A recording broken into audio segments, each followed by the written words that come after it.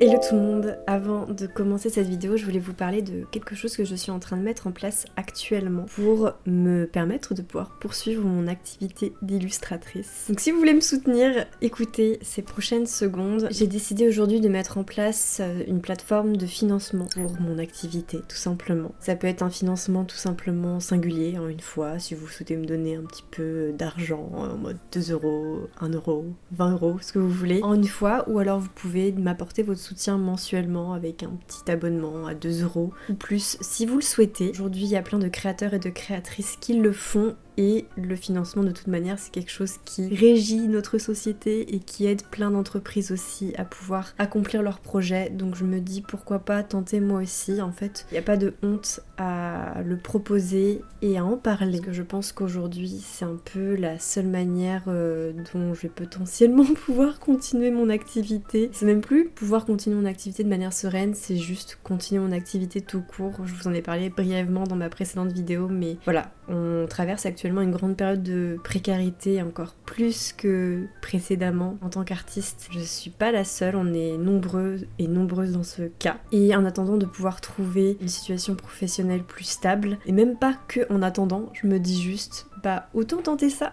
Voilà, en vrai, on soutient plein de choses, plein d'entreprises avec nos achats du quotidien, sans même forcément en prendre conscience. Alors je me dis pourquoi pas créer ce petit endroit où vous pouvez m'apporter votre soutien de manière consentie et de manière réfléchie, si jamais vous le souhaitez et si jamais vous le pouvez, parce que aujourd'hui ça peut faire une grande différence dans mon activité. Donc si jamais ça vous intéresse de me soutenir une fois ou tous les mois, je vous mettrai le lien de ma page Ko-fi et d'avance, je vous remercie énormément si jamais vous m'apportez ce petit soutien qui est juste primordial aujourd'hui. Et voilà, je vous embête pas plus avec ça. Je vous en reparlerai, je pense, à toutes mes vidéos parce que je pense qu'aujourd'hui il faut le faire.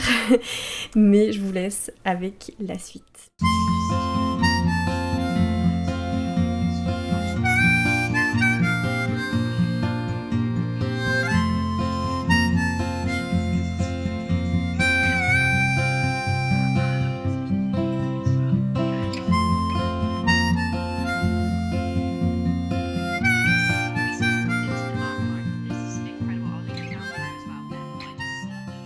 Hello tout le monde, bienvenue dans mon vendredi soir. Est-ce que c'est bon, c'est le bon crochet que j'ai pris. C'est le début du week-end et je me détends un peu ce soir en faisant, en poursuivant mon projet crochet du moment qui est la couverture que je vais réaliser pour mon bébé qui va naître cet été. J'ai cette petite tradition de faire des petites couvertures pour mes enfants et aussi les bébés de mon entourage quand je peux le faire. J'adore faire ça, donc quand je peux le faire, je le fais. Et du coup là j'ai commencé une nouvelle petite couverture pour mon futur enfant. Je vous montrerai un peu plus tard ce à quoi la couverture va ressembler, en tout cas où j'en suis pour le moment, mais ça va être une couverture en Granny Squares. C'est comme ça que je me détends ce soir. Je regarde mes petites vidéos YouTube et j'avance dans ma couverture. Ça me fait beaucoup de bien, j'adore ça.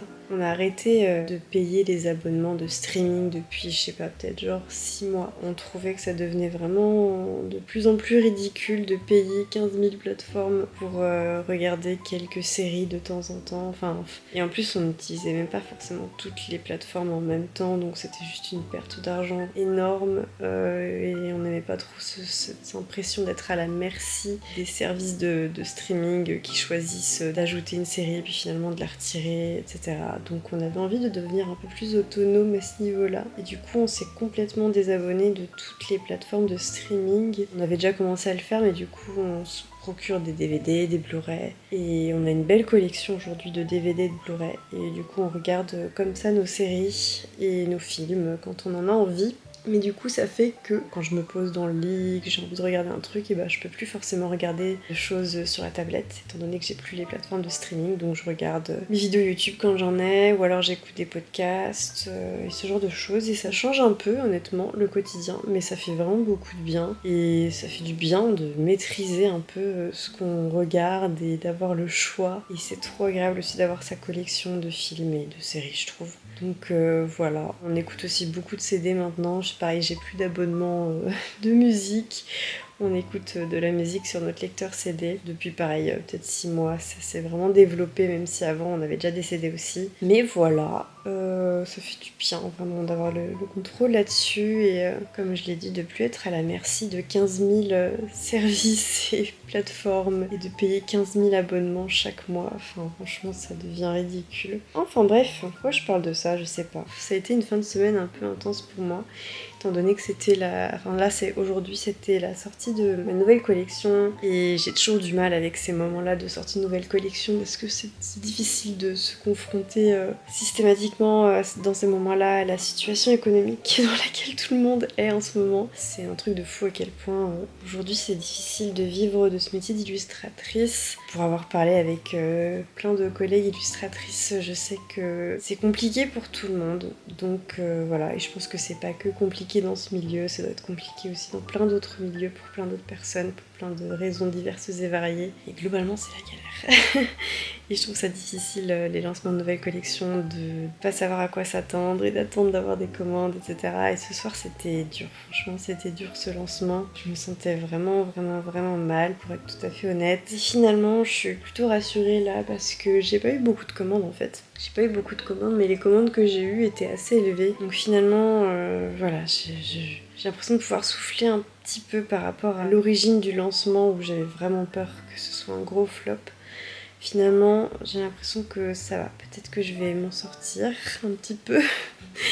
En tout cas, que ce lancement n'est pas un gros flop. Et ça fait quand même du bien, c'est quand même rassurant. Même si c'est pas assez pour le moment, c'est déjà beaucoup mieux que ce que j'imaginais. Enfin, ce que j'ai imaginé au début du lancement. Enfin bref, c'est compliqué. J'ai pas trop envie de parler de ça là actuellement. J'en ai parlé brièvement dans ma précédente vidéo, mais voilà, je me rends compte globalement, pour faire vraiment court, que mon activité d'illustratrice freelance, telle que je l'ai exercée pendant ces 6 dernières années, je vais devoir la changer, je vais devoir faire les choses autrement, je vais devoir vraiment réfléchir à cette activité et à comment je peux faire en sorte de pouvoir la continuer de manière à ce que ce soit agréable pour moi et à ce que ce soit vivable et pas aussi stressant que ça l'est devenu au fil des années. Et je pense même à du coup essayer de trouver un petit travail à temps partiel. Voilà, c'est ce que je me dis, peut-être trouver un travail à temps partiel pour avoir une activité à côté, un revenu à côté et faire d'autres choses aussi à côté et être plus sereine dans mon activité et plus libre aussi parce que le stress du revenu en fait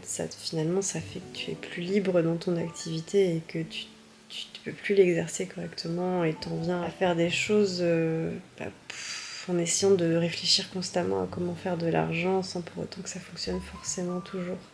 Enfin bref, c'est vraiment compliqué. Voilà, je suis dans un grand bouleversement de carrière, dans ma carrière d'illustratrice freelance.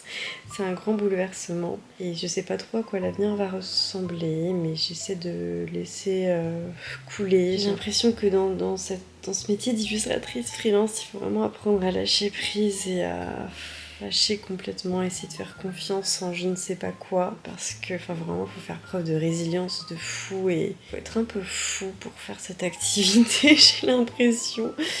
Donc bref, c'est ce que j'essaie de faire globalement tous les jours, de lâcher prise et de me dire que je vais m'en sortir. Et bon, on verra quel sera l'avenir. Mais c'est pas le sujet de la vidéo, j'ai pas envie qu'on se prenne la tête, donc on va juste passer des moments cosy. Je vais continuer d'avancer sur mes petits granny squares et je vais me détendre un peu. Et puis ensuite j'irai me coucher et puis ce sera le week-end avec les enfants en famille. Donc voilà, on va essayer de se détendre.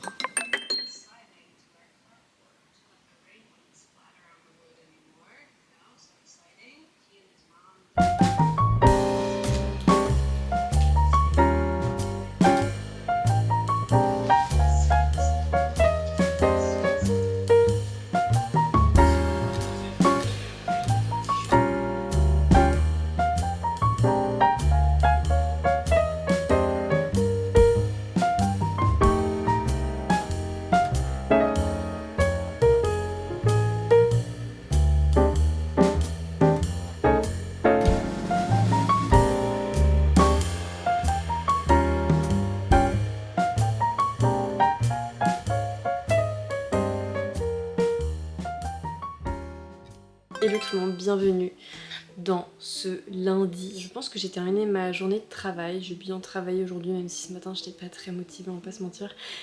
Le lundi matin parfois j'ai du mal, mais il n'y a rien à faire, il faut juste se mettre au travail et après ça va mieux. En tout cas aujourd'hui c'est ce qui s'est passé, j'ai réussi à rentrer dans le travail et à bien travailler, donc c'est cool. Et là on va sortir un peu et on va aller chercher un colis que j'ai reçu il y a quelques jours déjà, il est temps que j'aille le récupérer. C'est un couvre-lit que j'ai trouvé d'occasion pour notre lit, couvre-lit patchwork évidemment, puisque c'est le genre de choses dont je suis fan. Et en attendant de savoir comment faire du patchwork et comment créer des couvertures en courte pointe, etc. un jour, eh bien j'essaie d'en trouver autour de moi. Donc je suis contente parce que j'en ai trouvé une qui a l'air très jolie. J'ai trop hâte de la recevoir, de l'ouvrir avec vous. Et on va la mettre sur le lit une fois que ce sera lavé. Mais voilà ce qu'on va faire, écoutez. On va profiter un peu du soleil et on va sortir chercher ça. Et voilà.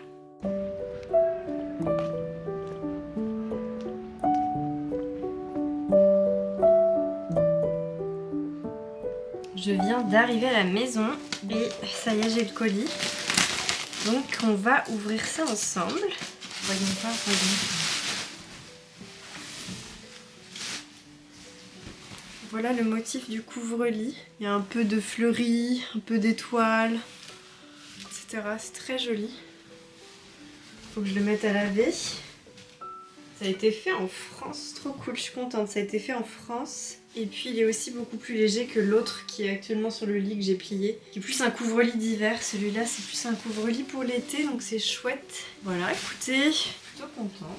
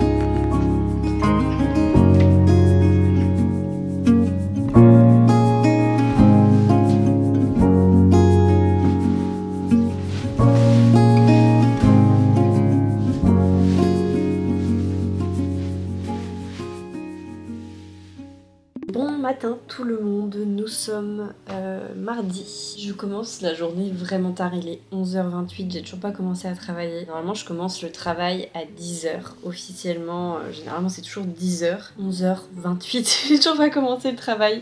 Mais ce matin j'ai pris mon temps avec les enfants, c'est les vacances donc on a plus de temps le matin avant de déposer les enfants à la crèche et au centre de loisirs quand ils y vont. Étant donné que j'ai du travail et du coup j'ai pris mon temps avec eux, donc vraiment c'était tranquille. Puis ensuite je suis allée marcher un petit peu, profiter un peu du soleil avant de devoir travailler. Il a fallu que je m'occupe d'envoyer des documents en fait pour ma sage-femme, étant donné que cet après-midi j'ai rendez-vous avec ma sage-femme. Et du coup il fallait que je lui envoie genre ma prise de sang, mon échographie et aussi un compte-rendu médical qui annonce une super nouvelle.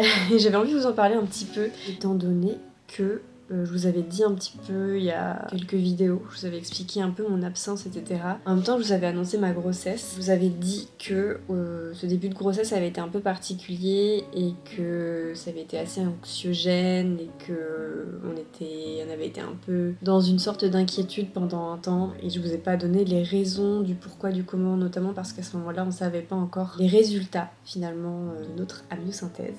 Étant donné qu'on a dû faire une amniosynthèse, on n'était pas encore 100% rassurés, même si aux échographies tout était ok. Je voulais vous donner un peu de nouvelles à ce sujet, étant donné qu'aujourd'hui on est rassurés, on a les nouvelles, tout va bien. Je voulais en parler aussi pour les futurs parents qui me suivraient ou les parents qui me suivraient et qui ont l'intention de faire un nouvel enfant, etc. Au début de ma grossesse, il y a eu une suspicion d'infection au CMV. Donc j'ai de la chance que ma sage-femme m'a prescrit ce dépistage au début de ma grossesse et du coup, si jamais vous pouvez le faire, si jamais vos professionnels de santé ne vous le fournissent pas, demandez-leur de vous prescrire un dépistage au CMV.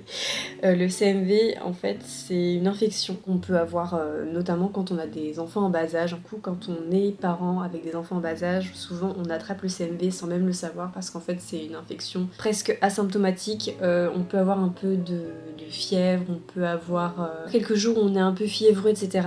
Et je me rappelle au mois de novembre ça m'était arrivé. Enfin bref, du coup ma sage-femme m'a prescrit ça au début de la grossesse sans même que je lui demande. On va dire que les résultats étaient pas super dans le sens où j'avais attrapé le CMV mais mes anticorps, etc. ils étaient assez récents. Il y avait un doute sur est-ce que je l'avais attrapé il y a 3 mois ou il y a 2 semaines, etc. Et au début d'une grossesse, ça peut être assez grave en fait d'attraper le CMV dans le sens où si jamais le CMV est transmis au bébé, ça peut entraîner des séquelles, ça peut ne rien entraîner du tout, mais dans 30% des cas, si j'ai bien compris, il peut y avoir des séquelles chez bébé, et sur ces 30%, il y a 10% qui ont des séquelles graves, on va dire. Donc bref, une fois qu'on a eu ces résultats, ma sage-femme m'a redirigée vers Trousseau, donc j'ai été prise en charge par le service de médecine fétale de Trousseau, et du coup, ils m'ont prescrit un traitement en fait qui était assez lourd. Pendant 2 mois quoi, pendant 2 mois en gros jusqu'à l'amniosynthèse, parce que du coup j'ai appris à ce moment-là que j'allais devoir faire une amniosynthèse, c'est-à-dire un prélèvement de liquide amniotique pour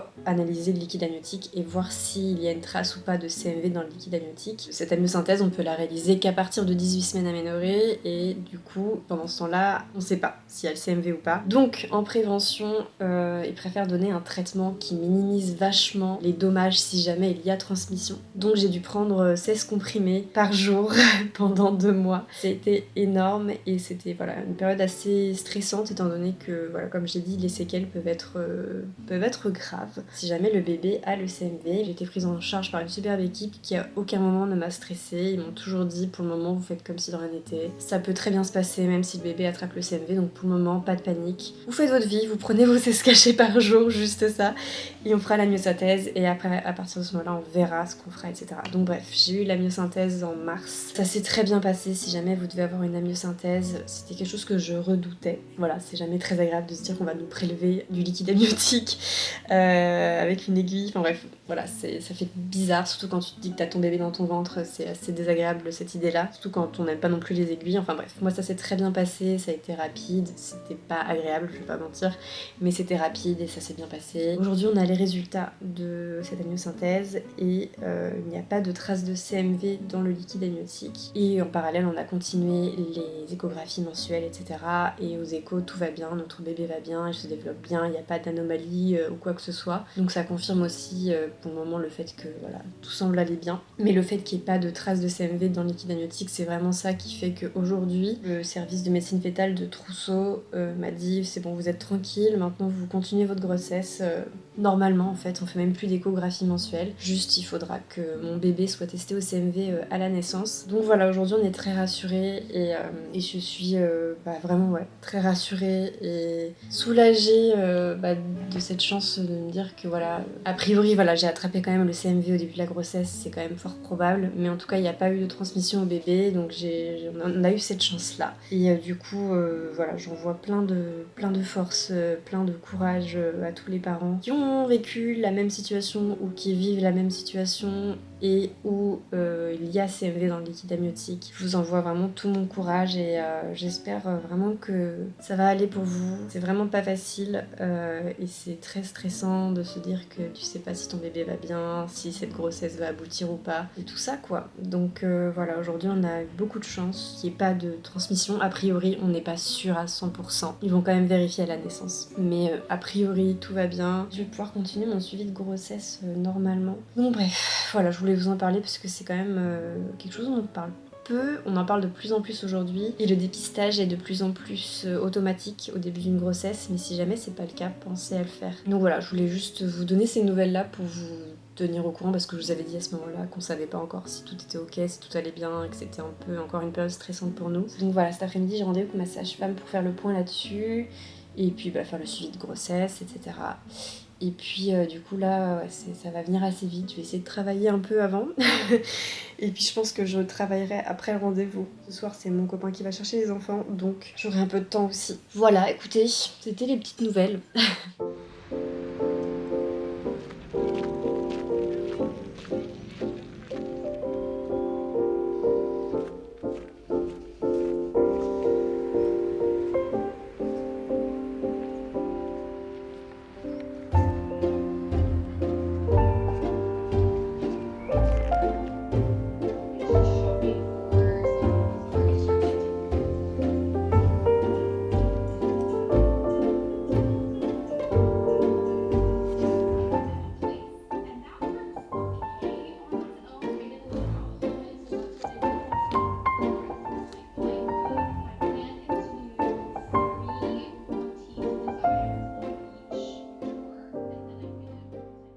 Hello tout le monde, on est jeudi matin et on va partir travailler dans Paris ce matin et aujourd'hui j'ai besoin de sortir. Hier je me sentais pas très bien parce que j'étais un peu malade, c'était très frustrant parce que j'avais très envie de sortir. Aujourd'hui je me sens mieux, je suis encore faible mais je pense que c'est les symptômes de grossesse qui font que je suis anémiée et du coup j'ai l'impression que je commence à atteindre cette phase où je vois le malaise arriver. Donc bref, c'est pas fun mais ça m'arrive systématiquement à chaque grossesse. Mais bon, je me sens quand même mieux donc on va aller travailler dans Paris aujourd'hui. Je vais aller m'installer dans un café et ça va nous permettre de pouvoir nous balader un peu et de prendre le soleil et de sortir un peu de l'atelier et de la maison. Donc ça va être chouette, j'ai très envie de faire ça. Donc j'ai pris toutes mes affaires dans mon sac qui est juste ici et écoutez, on va y aller. Je vais prendre mes écouteurs, enfin je vais prendre mon casque et puis voilà.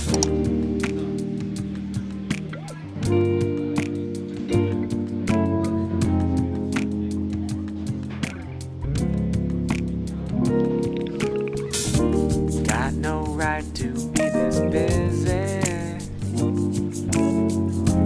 working our hands down to the bone.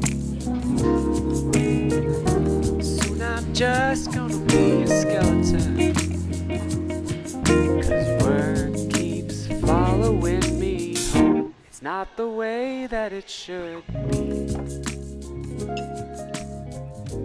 Where's the time? Je suis officiellement rentrée à la maison après avoir passé la journée dans Paris. Je suis trop contente, c'est exactement ce dont j'avais besoin. Et je suis trop contente des deux adresses dans lesquelles je me suis rendue aujourd'hui. Vraiment aujourd'hui je me suis un peu fait plaisir. Je pense que c'est important de temps en temps de se faire des petits plaisirs. Et du coup je suis allée manger dans un ramen qui s'appelle le Mori Café. C'est dans le 11e arrondissement de Paris et c'était excellent. J'ai pris un ramen là-bas, c'était absolument délicieux. Je vous recommande à 10 000% cette adresse qui par ailleurs est trop belle. Enfin vraiment c'est un super beau lieu, c'est très chaleureux, c'est très beau, c'est très bon. Et voilà, j'ai mangé là-bas au comptoir et c'était super bon. Donc je vous recommande cette adresse, je vous la mettrai dans la barre d'infos. Et ensuite je suis allée travailler dans un café, pareil, il est génial. J'ai du mal à trouver des cafés dans lesquels on est bien installé, je trouve. Et celui-là était super chouette, il y avait vraiment pas beaucoup de monde, donc je pense que c'est pas un café que beaucoup de personnes connaissent. C'est un café qui s'appelle Poésie Coffee. Pareil, c'est juste à côté du Ramen dans le 11e arrondissement. Et et c'est vraiment un superbe café qui est trop beau, super bon le café, le cookie très très bon aussi, la gérante adorable et j'ai travaillé là-bas et c'était trop bien et je me sentais bien et c'était trop cool. Donc je vous recommande vraiment ces deux adresses si jamais vous êtes dans Paris ou dans le coin, dans le 11e arrondissement, 12e arrondissement, dans ces endroits-là. J'y retournerai sans aucun doute. Et je suis aussi passée au Emmaüs qui était juste à côté. C'est vraiment un petit Emmaüs, mais par contre je trouve qu'ils ont vraiment des choses intéressantes. Avant j'y allais tout le temps, il y a quelques années j'y allais tout le temps. Et j'ai arrêté d'y aller parce que je me rendais tout simplement beaucoup moins dans cet endroit-là. Mais du coup j'ai commencé à y retourner et franchement à chaque fois je trouve des trucs que je trouve vraiment chouettes. Je vais vous montrer, j'ai trouvé 3 choses. On en cintre pour vous montrer la première chose que j'ai trouvée. C'est cette belle chemise terracotta peut-être. Elle vient de chez Uniqlo et elle est vraiment très très très jolie. Donc voilà, très contente de cette petite trouvaille. Donc voilà, première petite trouvaille très chouette. Deuxième trouvaille, j'ai trouvé cet abat-jour avec ce motif un peu fleuri qui a été brodé par-dessus. Il est très joli. Et ça tombe bien parce que je recherchais un abat-jour un peu différent, avec un peu plus de charme que l'abat-jour actuel qu'on a dans notre salon sur la lampe jaune. Je vous montrerai de toute manière, je vais le remplacer juste après. Bon là dans les faits c'est la même couleur, mais il y a ce petit motif brodé que je trouve très joli. Et je pense que ça ira très bien. Et au niveau de la taille, j'ai l'impression que ça correspond aussi. Écoutez, je sais que c'est pas du goût de tout le monde, mais moi c'est typiquement le genre de choses que j'aime. Et le genre de choses que je trouve très spécial, donc voilà, je chéris ce genre de trouvailles. Et dernière trouvaille, alors... Je sais pas si j'ai bien fait, l'avenir nous le dira. Déjà il y a l'étiquette qui reste collée dessus, c'est super. Bon, j'ai commencé à enlever l'étiquette, j'aurais pas dû. Du coup voilà ce que j'ai trouvé ensuite, j'ai hésité à... Je sais pas si j'ai bien fait de la prendre. C'est cette lampe smiley en néon. Je sais pas encore où je vais la mettre. Déjà, faudrait que je la teste. Je la trouvais marrante. Donc voilà, je l'ai prise. On va voir si je suis satisfaite de cet achat ou pas, j'en sais rien. Mais voilà mes petits achats. Voilà, écoutez, c'était très chouette. Encore une fois, foncez dans ces deux adresses si jamais vous avez l'opportunité d'y aller. Parce que c'était trop trop chouette. Sur ce, je vais remplacer l'abat-jour. Je vais nettoyer la lampe. Puis je vais me poser un peu. Et voilà, c'était la dernière fois que je portais cette combinaison. Parce que je ne rentre plus dedans, je crois que c'est fini là. C'était trop aujourd'hui, je me sentais trop serrée dedans.